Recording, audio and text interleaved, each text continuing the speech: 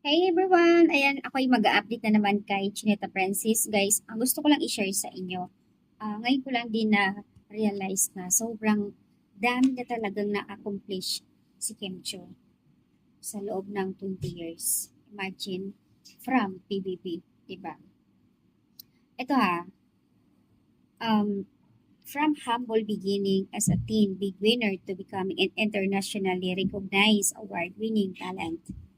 Kim Chu has truly built a legacy of excellence, versatile, and staying power in the Philippines entertainment. Imagine mo nga, remarkable career by the country's prestigious recognized and sobrang na-recognize lahat ng mga award ni Kim Chu. Ang dami, gusto ko lang basahin guys. Sobrang nakaka-inspired pala talaga.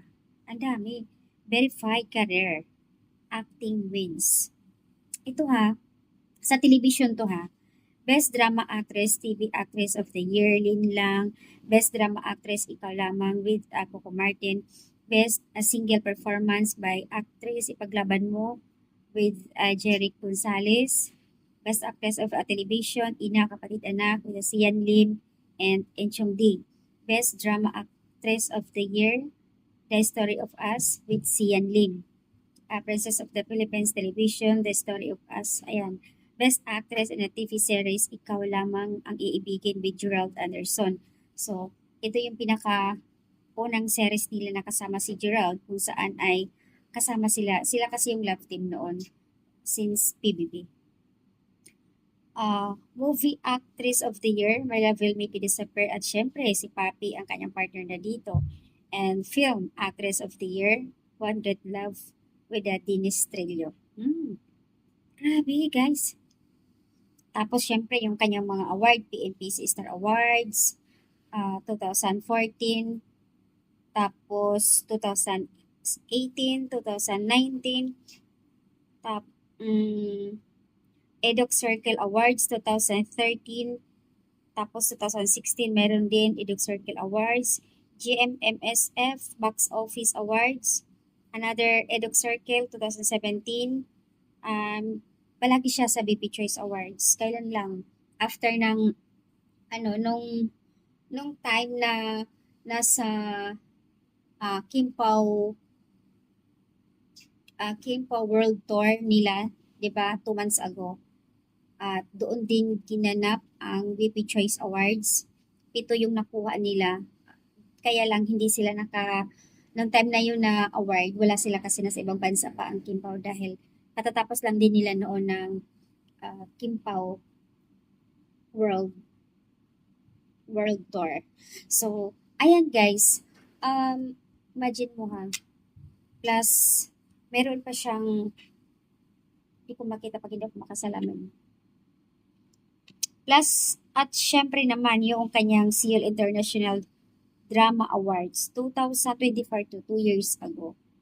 And then, another GMMSF Box Office Awards.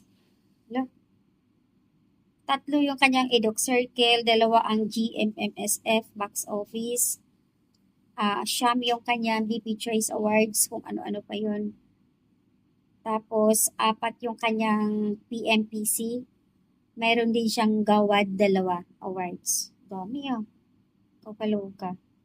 Ito yung sinasabi nila na binabash. Ang dami-dami palang na-accomplish ni Kimi.